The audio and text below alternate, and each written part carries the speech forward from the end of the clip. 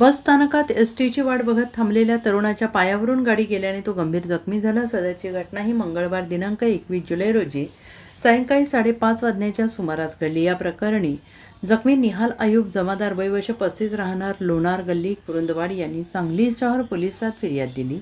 त्यांच्या फिर्यादीवरून पोलिसांनी संशयित चालक विशाल पाटील यांच्यावर गुन्हा दाखल केलेला आहे आणि याबाबत अधिक माहिती अशी की जखमी निहाल जमादार हा आपल्या कुटुंबियांसह शिरोळ तालुक्यातील कुरुंदवाड गावामध्ये राहतो।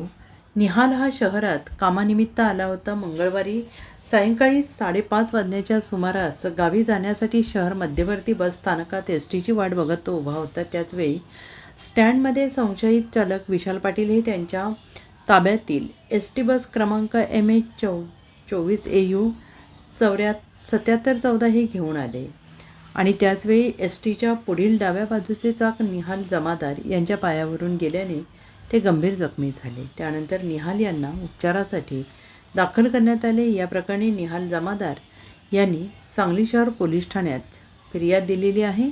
पोलिसांनी एसटी बस चालकावर गुन्हा दाखल केला आहे। Bureau report SPN Marathi Sangli.